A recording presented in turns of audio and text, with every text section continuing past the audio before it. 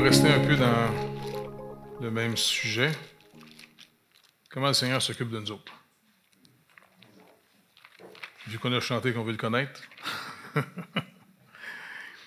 J'aimerais qu'on puisse prendre le passage dans Marc au chapitre 10. Et puis, dans les trois évangiles, les apôtres ont rappelé, puis ont mis aussi le même scénario. Donc, au chapitre 10, à partir du verset 13,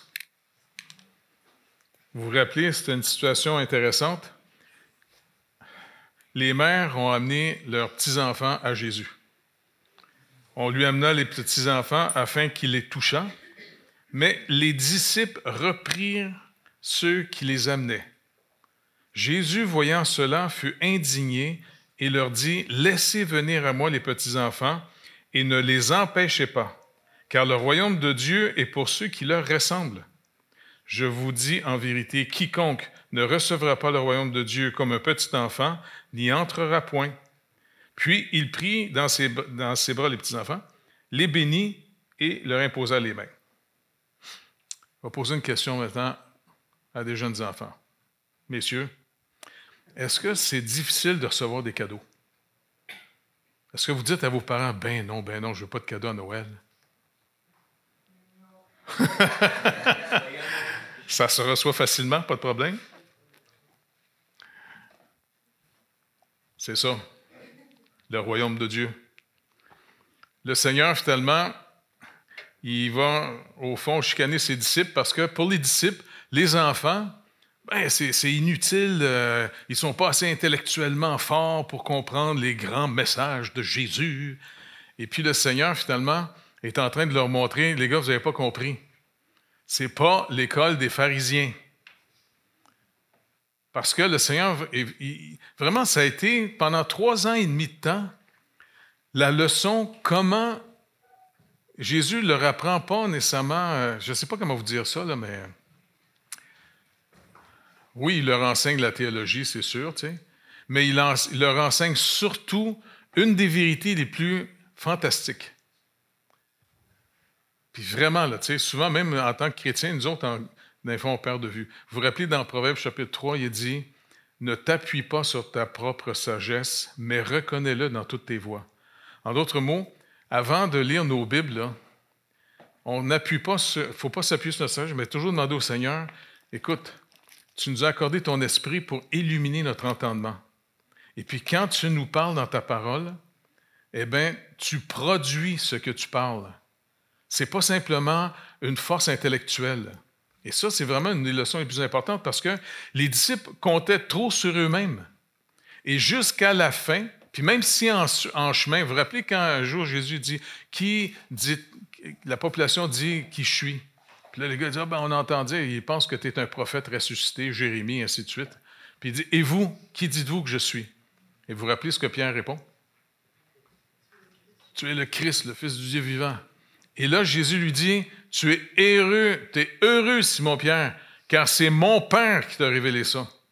Ce n'est pas son intellectuel côté, parce qu'oubliez pas, même Paul rappelle une vérité très importante. L'homme naturel ne reçoit pas les choses de Dieu. Et ça, c'est une vérité fondamentale pour que nos églises rayonnent. Tu sais, tu as chanté finalement qu'il faut rayonner la lumière du Seigneur dans notre face. Il faut la recevoir, la lumière. On ne la produit pas par nous-mêmes, la lumière. On la reçoit, on réfléchit finalement ce que Dieu produit dans nos vies. Et là, les gars ont rappelé en disant, oui, puis on a appris ça. Et puis, jusqu'à la fin, ça a été une leçon très difficile pour eux d'apprendre. Parce que quelle était, d'après vous, leur grande discussion quand ils partaient d'un village à un autre? Souvent, Jésus était en avant d'eux autres étaient en arrière. Un petit groupe, ça jasait ensemble. C'était quoi leur sujet préféré? Exactement. Qui est le plus grand? Et puis le Seigneur faisait exprès pour les déséquilibrer en même temps. Parce qu'à toutes les fois qu'il faisait des super miracles, tu sais, quand il était ressuscité, la petite fille, ou bien quand il est monté sa montagne et puis il y a eu une transfiguration, il en prenait toujours 3 avec lui. Pierre, Jean, Jacques. C'est pour ça qu'on a gardé l'expression au Québec. Pierre, Jean, Jacques. Et moi, je suis sûr que les autres disciples, en disant, puis moi, je suis sûr que Pierre, Jean et Jacques devaient se dire, écoutez les gars, quand on va rentrer dans le royaume de Dieu, là, c'est nous autres les boss. Et puis, à un moment donné, la maman de Jacques et de Jean est venue voir Jésus. Puis c'est une madame qui était assez prospère, qui était riche. Elle aurait pu soutenir ton camp en passant, là, tu sais. Mais finalement, elle est venue voir Jésus parce qu'elle soutenait financièrement souvent les voyages que Jésus faisait d'une ville à l'autre. Parce que Jésus ne disait pas, OK, faites un sandwich, je vais faire la multiplication des pains tout le temps. Tu sais, il faisait la vraie vie, il était responsable. Tu sais. Et puis, elle est venue un peu pour quasiment le faire sentir coupable en disant, quand tu vas rentrer dans ton royaume, peux-tu te rappeler de mes 2 garçons, en mettre un à ta droite, un à ta gauche? Jésus voyait qu'elle n'avait pas compris, ni les disciples. Et même Pierre, il va dire, non, si tous t'abandonnent, moi, là, je vais rester avec toi, je vais te défendre. Puis c'est là que Jésus dit, Pierre, tu comptes trop sur toi. Je vais te dire juste une petite vérité avant que ça arrive. Avant que le coq chante, tu vas me renier, tu vas jurer devant tout le monde que tu ne me connais pas. Fait que c'est trippant. Moi, j'aime tellement ça, voir les erreurs des gars. Parce que ça console les miennes. Et puis, finalement, le Seigneur, il leur montre en disant, non, si vous ne recevez pas le royaume de Dieu comme les enfants, puis pour eux autres, les enfants, ben non, on perd du temps, ils ne sont pas capables de tout comprendre. Non, les enfants, ils ont une capacité fantastique, comme vous avez dit. C'est facile de recevoir des cadeaux. Hein? Parce que les gens plus vieux, quand ils ont des cadeaux, des fois, ils sont gênés. Ben non, tu n'aurais pas dû m'acheter ça. Puis souvent, après avoir un cadeau, tu es capable de dire à ton père, y en a-tu un deuxième? Et donc, tout de suite après, le jeune homme riche est arrivé. Tu sais, l'histoire du jeune homme riche, il s'en vient en courant, il jette devant les genoux de Jésus, et puis il dit, comme Jésus se mettait en chemin, un homme accouru, se jeta à ses genoux devant lui, il dit, « Bon maître, lui demanda-t-il, que dois-je faire pour hériter la vie éternelle? » Jésus lui dit, « Mais pourquoi m'appelles-tu bon? Il n'y a de bon que Dieu seul. Tu connais les commandements? Tu ne commettras point d'adultère, tu ne tueras point, tu ne déroberas point, tu ne diras point de faux témoignages, tu ne feras pas de tort à personne, honore ton père et ta mère. » Il lui répondit, « Maître, j'ai observé toutes ces choses dès ma jeunesse. » Jésus, l'ayant regardé, l'aima et lui dit, « Il te manque une chose. Va, vends tout ce que tu as, donne-le aux pauvres, et tu auras un trésor dans le ciel.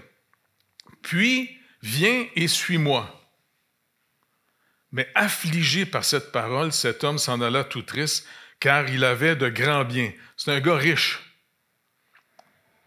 Tu sais, c'est facile de lire ça, mais imagine qu'un jour, Jésus vous aurait dit ça. Hein? On aurait-tu dit, pas de problème? On aurait capoté comme le gars.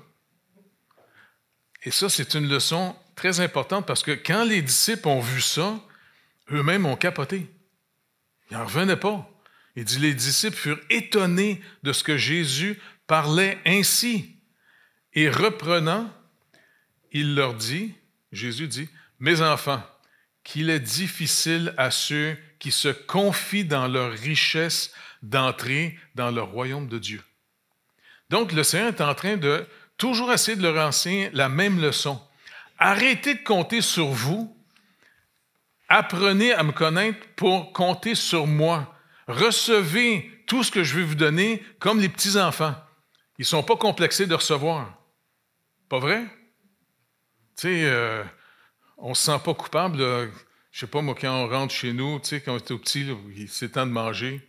On dit, oh, je ne peux pas manger à soir, là, tu travailles trop, je n'ose pas manger, tu sais, dépense plus l'argent, papa. Non, souvent on dit, y a-tu un dessert? Parce qu'ils vivent sous la grâce. Un enfant vit carrément la grâce dans la famille. Et c'est vraiment une attitude que tranquillement, en vieillissant, un jour, on veut devenir soi-même, et puis on perd cette facilité, surtout face à Dieu. Et puis, moi, cette histoire me console énormément parce que d'abord, Jésus, il dit deux vérités. C'est vrai qu'en toutes les fois, un peu comme vous avez dit, là, toutes les fois qu'on aide l'œuvre de Dieu, n'oubliez pas, Jésus a dit, si vous donnez un verre d'eau à un prophète, en qualité de prophète, là, vous allez recevoir la récompense de prophète. À toutes les fois qu'on s'associe à des ouvriers dans l'œuvre de Dieu, dites-vous une chose, vous allez participer à la même récompense un jour qu'il va recevoir. C'est fascinant, ça, cette affaire-là. Tu sais? Et puis, le jeune homme n'est pas capable. Parce qu'il est riche, mais il n'est pas juste riche financièrement. Contrairement aux disciples, moi, je suis sûr que c'est une personnalité plus... Je ne sais pas comment on dit ça, là, tu sais, y a-t-il du monde intelligent, ça, qui savent comment... Tu sais, comment on dit ça, une personne qui est riche d'elle-même, tu sais, une bonne personne. Comment? Ah, du charisme, oui, mais tu sais, dans ça, tu as une belle personnalité, tu as un bon caractère. Oui, mais... Oui, c'est sûr, ça, c'est la justice propre. Mais il y a des gens qui ont des personnalités très agréables, pas vrai? Puis il y en a qui sont nés avec des personnalités... des têtes à claques de nature, tu sais. Écoutez, le Seigneur s'est choisi, il ne s'est pas choisi. Tu sais, je ne sais pas, un pasteur verrait un jeune homme riche comme ça, il aurait été content de le recevoir dans son église. Écoute, vends pas tout, mais tu me donneras ta dîme. Mais le Seigneur est en train de montrer à ses disciples, et moi je suis sûr qu'éventuellement, dans la grâce de Dieu, je ne sais pas, peut-être que le Seigneur va aller le rechercher plus tard, ce monsieur-là. Parce que Jésus l'aima. Ce n'est pas un pharisien hypocrite qui joue à la religion. C'est pour vrai que le gars suit les commandements de Dieu.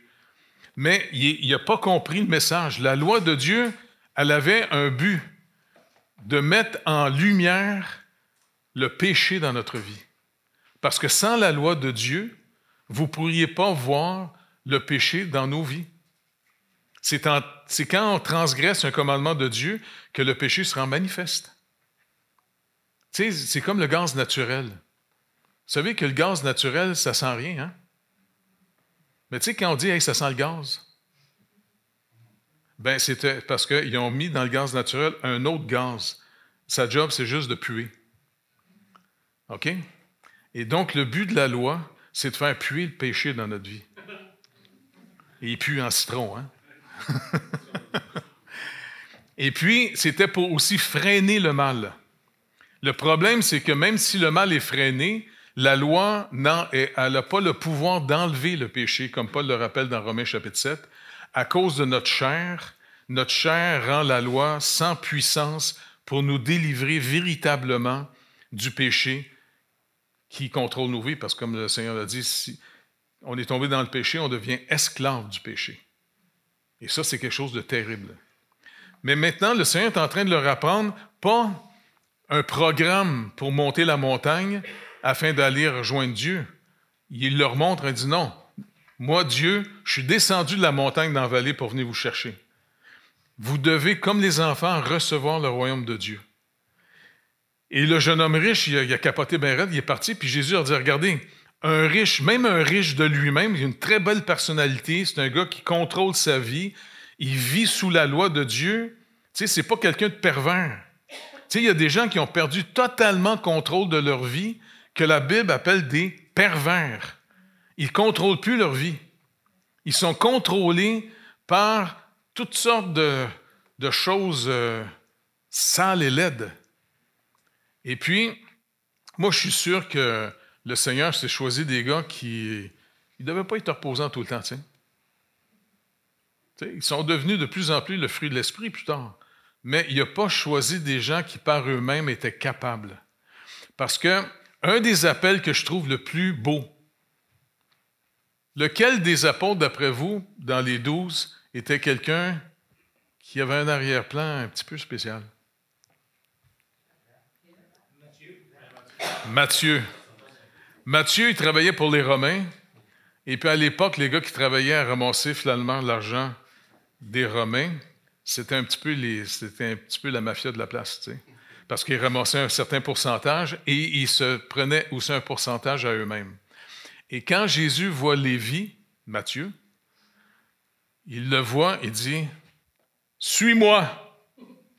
Et c'est trippant de voir Matthieu, bing, il se lève, il laisse sa table là avec le cash sur la table et il suit Jésus puis il part plus une scène dans ses poches. Et puis il est tellement content qu'il va y faire un souper chez eux. Viens, hey, wow, tu sais, il est tellement enthousiasme. Et puis, mais les seuls amis qu'il y a dans le village, c'est les publicains et les prostituées. Fait qu'ils les invitent toutes, tu sais, parce que c'était son monde, qu'est-ce que je te dis, tu comprends? Et puis Jésus, il n'a pas honte d'aller manger avec eux autres. Mais les disciples sont restés dehors parce qu'ils sont gênés un peu, là, tu sais. Puis les pharisiens se promènent en disant « Hey, votre maître, il mange avec des pervers. » Puis Jésus l'entend dire « Hey, le médecin, là, il ne vient pas soigner ceux qui se pensent en santé, il vient soigner les malades. Je suis venu sauver ce qui est perdu. » Écoute bien ta claque.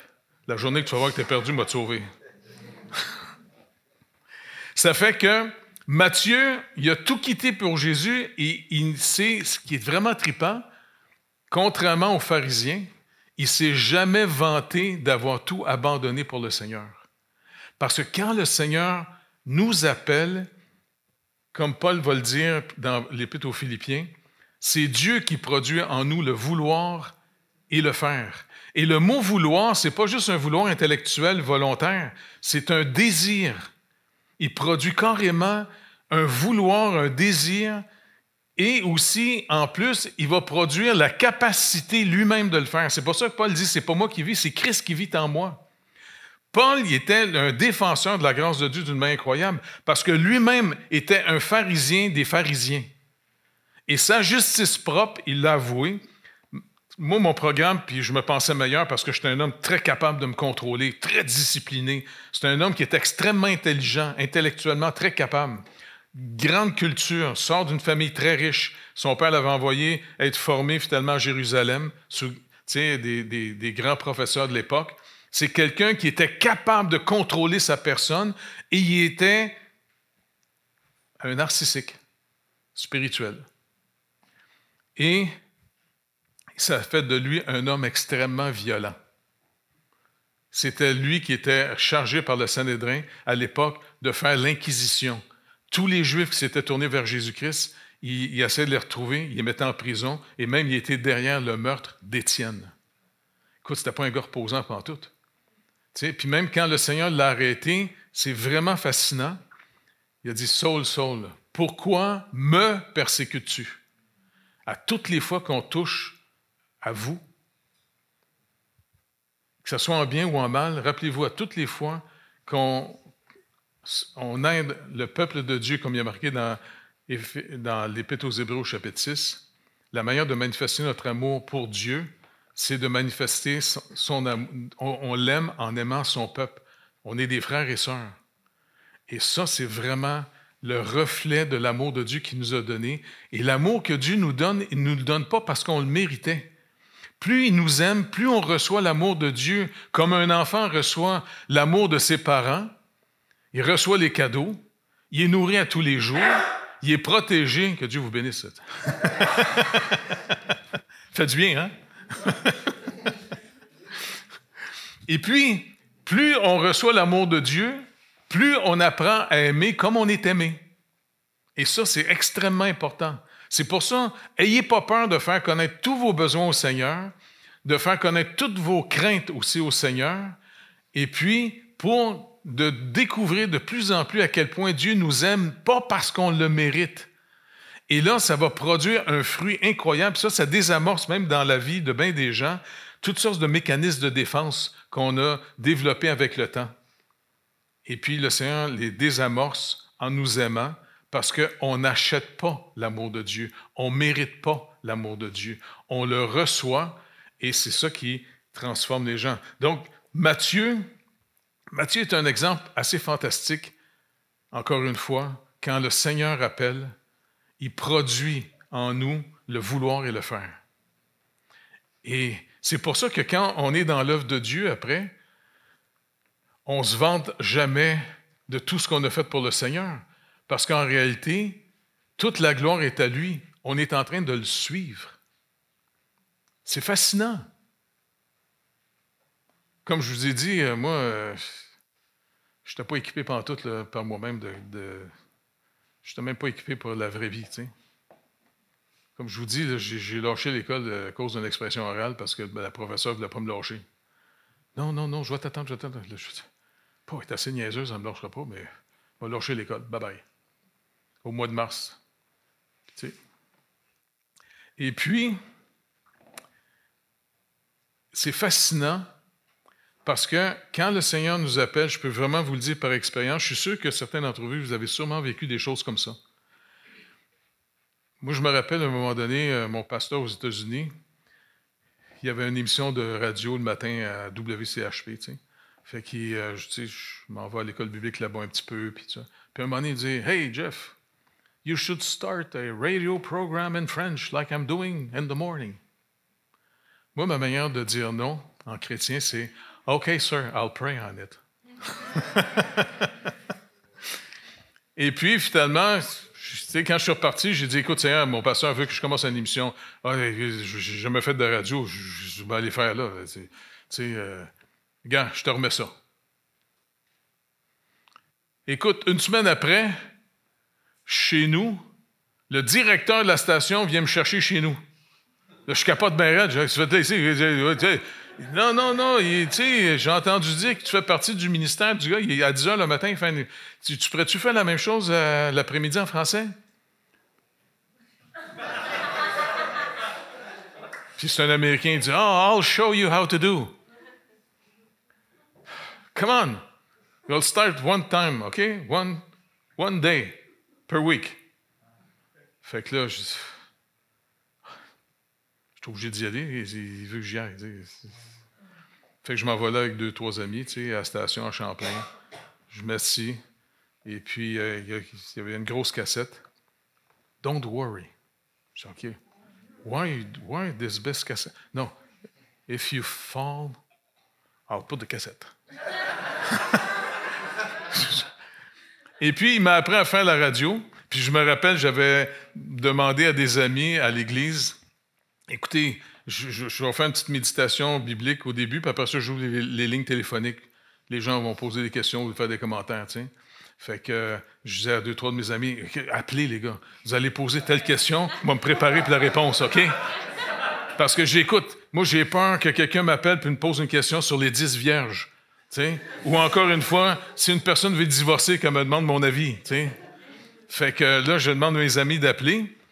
Puis à un moment donné, le gars, finalement, il dit « OK, make your Bible, OK, that's good. OK, now, for the telephone. » Là, le téléphone sonne. Fait qu'il prend. Là, c'est une voix que je ne connais pas pantoute. « Oh! » Un monsieur qui dit « Ouais, justement, j'ai une question à poser. Hey, pouvez-vous me dire, les 5 vierges intelligentes? » J'ai dit, écoute, Seigneur Jésus, tu me viens ça quelque part, qu'est-ce que tu fais là? Fait qu'à un moment donné, je lui dis, bonne question, monsieur, c'est du quoi? Rappelez-moi la semaine prochaine, je vais essayer de trouver des réponses, OK? Bye-bye! Après ça, c'est mon ami qui appelle, tu sais, OK, là, c'est une question préparée, bon, OK, tu sais. Et puis après ça, l'autre téléphone, encore une voix que je connais pas. Une madame a dit, écoutez, ça va vraiment mal avec mon mari. Je peux-tu divorcer? Ah, madame, il ne reste plus beaucoup de temps à la radio. Je suis désolé. C'est comme si le Seigneur te niaise en disant, c'est un joker, le Seigneur. Il aime tellement ça rire, il nous niaise au bout, tu sais. Et puis après ça, je suis arrivé à 4 jours par semaine, 1 heure par jour. Et puis, je ne sais pas comment vous expliquer, le Seigneur m'a formé. Et puis, je me suis dit, bon, écoute, je vais donner les réponses que je pense savoir, c'est tout. Puis, je vais être capable de dire aussi quand je ne connais pas la réponse. Je vais dire, hey, c'est une bonne question, je ne comprends pas la réponse. Tu sais, il m'a fait de la recherche, puis je vous en parlerai une autre fois. Bye bye, clic. Tu sais. Puis j'ai fait ça pendant 20 ans. Tu sais. Hey, 4 fois par semaine. Puis le soir, j'enseignais dans un collège biblique. Puis je faisais des études bibliques un peu partout dans la province. J'étais dans mon char tout le temps. Je pense que je me mariais ma femme qui était patiente. Tu sais. J'amenais ma petite fille avec moi aussi des fois. Là, tu sais. Mais Le plus drôle, c'est après 20 ans, à un moment donné, j'ai dit, OK, on va arrêter, là, parce que, je sais pas, on dirait qu'à un moment donné, c'est fini. C'est comme si le Seigneur te soutient, puis quand il finit quelque chose, on dirait que ça ne vient plus, là. Fait que je dis, OK, fini. Et puis, 2-3 ans plus tard, M. Perron, il me pogne, « Hey, tu voudrais-tu me faire de la télévision avec nous autres? » « Hey, la télévision. À la radio, au moins, il ne voyait pas ta face. » Fait qu'il est venu me chercher, puis il dit, « Non, non, non. » Fait qu'il a commencé à faire la radio, puis après ça, l'heure de la bonne nouvelle, ils sont venus me chercher. Écoutez, un gêné. Télévision. Tu sais? Je vous le dis, c'est Dieu, là, il est vraiment comique. Tu sais? Mais en même temps, pour nous amener dans son œuvre, il doit nous apprendre une leçon importante. Comment on compte sur lui pour tout. Puis c'est le fun parce que moi, quand je suis revenu d'Europe, eh bien, quand mes parents ils ont capoté bien raide quand je leur ai donné mon témoignage, là, que je suis devenu chrétien. Puis ma mère était vraiment une bonne mère, qui était bien patiente. Puis dans le temps que j'étais adolescent, je ne sais pas comment vous dire ça, je n'avais pas une adolescence tellement intelligente. Fait que quand j'arrivais un peu trop gelé chez nous, à cause de l'hiver,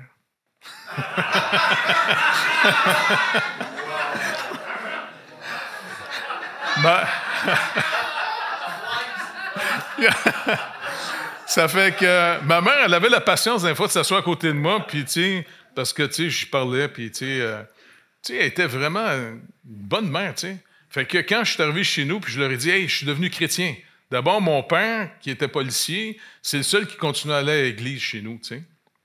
Il dit, « Comment ça, tu es devenu chrétien? Tu as toujours été chrétien? Tu t'es baptisé quand tu étais bébé. » Oublie ça. J'ai mis ma confiance en Jésus, il m'a racheté. Là, c'est une vraie vie chrétienne, pas. C'est quoi, ça, une vraie vie chrétienne? C'est dur à expliquer un peu, là. Puis ma mère, elle a capoté bien raide. Elle dit, « Écoute bien, je ne veux plus jamais t'entendre. » Man, avant, tu m'écoutais. Là, je te dis, j'ai tout lâché la cochonnerie. Là, je suis devenu chrétien. Tu veux plus m'en... Non! OK. Fait que j'avais un laboratoire de photos dans mon sous-sol chez nous. Puis c'est là que je me cachais pour aller prier et lire ma Bible parce que je me faisais engueuler par toute ma famille, tu sais. Et puis, c'est fascinant parce que je me suis dit, bon, ben, je vais trouver un petit appartement pour au moins être tranquille parce que je ne peux même pas inviter mes amis chez nous, tu sais, parce que moi, j'ai annoncé l'Évangile dans mon quartier un peu à tout ce qui bouge, là, tu sais.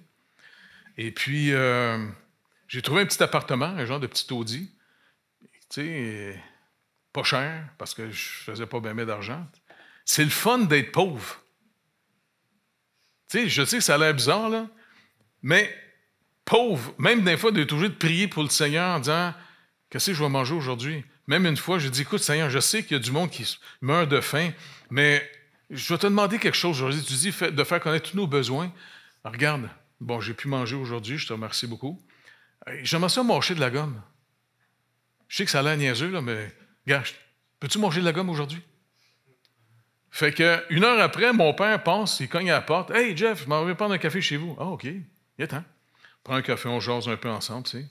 Puis avant de partir, il dit « Hey, il me donne un paquet de gomme Spearmint. » Wow! Genre, capote bien raide là-dessus, tu comprends? Et puis, après ça, je dis « Écoute, Seigneur, tu veux que je visite les gars là, qui sont convertis, mais je demande toujours à mon père qui me prête son char. Tu ferais-tu m'en donner un char? » Moi, te le demander juste à toi, parce que, écoute, ça ne se demande pas, ça, à quelqu'un de moins char. Je n'ai même pas l'argent pour en acheter un. Fait que, regarde, moi, te le demander à toi, pas. J'ai un char, j'ai une voiture, au nom de Jésus, OK? Au nom de Jésus. 2 semaines après, j'ai un de mes amis qui m'appelle. « Hey, Jeff, ça fait 2 semaines que je prie pour toi. Je ne sais pas pourquoi, toi, le matin, quand j'ai ma Bible, on dit tu me reviens dans la tête. »« Ah oui, pourquoi? Char? »« Non, je ne sais pas, regarde, j'ai l'impression que le Seigneur veut que je te donne un de mes chars. T'as-tu besoin d'un char? » Moi, je n'ose pas y dire oui, tu comprends? Je suis mal. Hey, Jeff, je te pose une question. T'as-tu besoin... Écoute, Richard, écoute. Attends. Wow. Regarde. Il m'a dit... il y a 2 semaines, bizarrement, j'ai demandé au Seigneur qu'il me donne un char. Écoute, Jeff, quand je te pose une question, veux-tu me répondre, s'il vous plaît? OK, je te dis oui, j'ai besoin d'un char, j'ai demandé à Jésus. Écoute, pas de problème. Je m'en viens aujourd'hui, on va aller au bureau des licences, je te donne le char. Oh, wow! OK. Puis là, il raccroche. Hey, j'ai dit, Seigneur, j'ai même pas une scène pour les plaques. Au secours! On peut-tu faire comme dans les petits livres américains, là, le gars descendit et regardait dans sa boîte aux lettres, et il y avait, je vais aller voir dans ma boîte aux lettres en bas, et comme de fait, j'ai un chèque qui est là, qui revient de l'impôt. Exactement le montant qu'il me faut pour le char. Hey, je capote bien raide, tu comprends? C'est le fun d'être pauvre, parce que finalement, le Seigneur s'occupe tellement de toi. Même, tu te rappelles une fois en Israël, Carole, on n'avait plus une scène, on est resté là 1 an en Israël, la petite famille.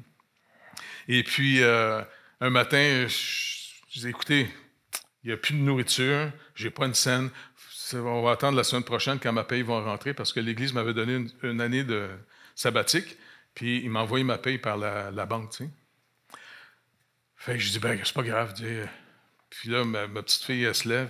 Oui, mais papa, moi, j'ai faim. Ben, regarde, on va demander à Jésus, on va voir comment il va faire. OK? On va lui demander. Eh oui, mais comment? On connaît personne, nous autres, en Israël. Non, c'est pas grave, on connaît Jésus. On est dans sa cour. Je dis, regarde, on va lui demander, c'est tout. Puis ça va être intéressant de voir ça. Fait que je dis, écoute, Seigneur, on peut-tu manger aujourd'hui? Ben, même si on ne mange pas pendant 2-3 jours, c'est pas grave, on ne mourra pas de faim. Ben, on peut, mais je te le demande, OK? Ça fait que, tu te rappelles, un de nos amis était venu avec un groupe de pasteurs. Il m'appelle et il dit, « Hey, Jeff, j'ai appris que tu étais en Israël, puis l'Église m'a donné ton numéro de téléphone. Et écoute, on peut-tu t'inviter ce soir à l'hôtel, au restaurant? » Et écoute, je peux-tu y aller avec ma femme et ma fille? « Oui, oui, venez. » OK.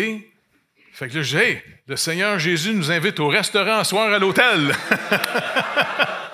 Fait qu'on est parti le soir à l'hôtel, tu te rappelles?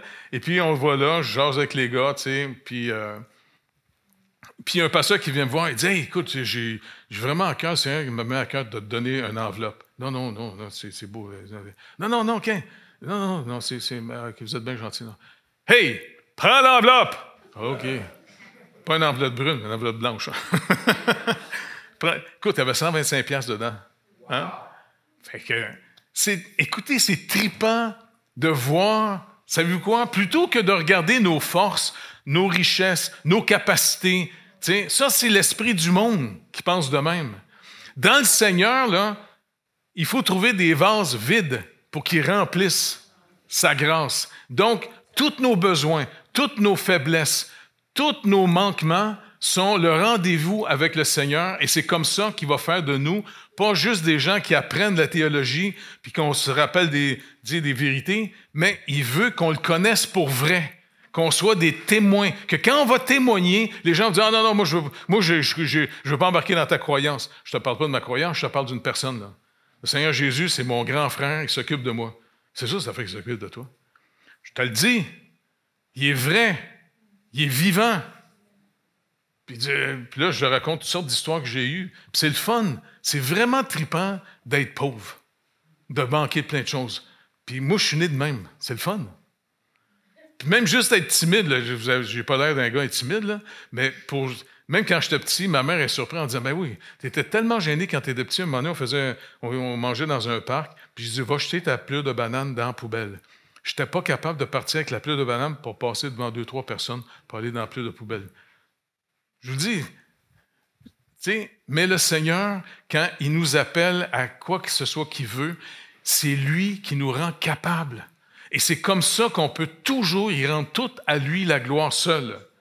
Et pas être, nous, des gens de petits boss de bécosse là, qui se pètent les bretelles. Parce que c'est le Seigneur qui s'occupe de nous autres. Et c'est comme ça qu'on peut dire à n'importe qui, tourne-toi vers le Seigneur Jésus-Christ. Il est venu sauver ce qui est perdu. Il peut vraiment s'occuper de toi. Et puis, c'est comme ça qu'on peut développer toutes sortes de ministères. On a une petite équipe là, qui va en prison annoncer l'Évangile, puis de plus en plus de prisonniers sont en train de devenir croyants. Ils se tournent vers le Seigneur. C'est vraiment intéressant. Mais en même temps, tu dis, écoutez, joue pas à ça, par exemple. Avec Dieu, il faut que tu sois extrêmement droit, intègre, avoue-lui tous tes besoins et tes vrais problèmes. Et quand tu marches dans sa lumière, tu vas voir de plus en plus comment, si tu n'avais pas sauvé, tu n'étais pas sauvable. Parce que plus on marche dans la lumière, plus on va voir ce qu'on est. Plus on se cache dans les ténèbres, plus on se raconte qu'on est des merveilleuses personnes. Mais en réalité, l'amour de Dieu, comme il dit, c'est ceux qui vont recevoir le royaume de Dieu comme ses petits-enfants. On reçoit, et tout est pure grâce. Et plus on est dans la grâce de Dieu, moins l'orgueil peut nous pogner la tête, et plus l'humilité est vraiment dans notre vie, et toute la gloire est au Seigneur. Et l'humilité, c'est pas juste être humilié, c'est de voir tous nos manquements, et puis de toujours être content de découvrir de plus en plus tous nos manques. Vous vous rappelez quand Élie s'est retrouvé chez la veuve? Tu sais, puis il dit à un moment donné, veux-tu me faire un petit gâteau? Elle dit, attends, il me reste juste un petit peu de farine, puis c'est fini. Puis elle a osé ça faire par la foi, parce que c'est un homme de Dieu. Elle y fait un petit gâteau. Puis il dit, écoute, en passant, prends toutes tes pots vides dans la maison. Vous vous rappelez ce qui est arrivé? Qu'est-ce qui est arrivé? Toute l'huile a rempli tous les pots. C'est pas le fun, ça, des pots vides? Le Seigneur, là, il va remplir chacun de nous dans nos faiblesses, dans nos manquements, et on va devenir, comme tu dis, on va réfléchir sa lumière. C'est pas qu'on la produit, la lumière. Ça, c'est l'esprit du monde de penser qu'on produit pour le Seigneur. On va réfléchir son amour, on va réfléchir sa gloire, on va réfléchir qui vraiment s'occupe de nous autres, et là, on pourra être des vrais témoins dans une société qui aura besoin, plus que jamais, des témoins de Jésus-Christ vivant, ressuscité, et qui aime vraiment les perdus.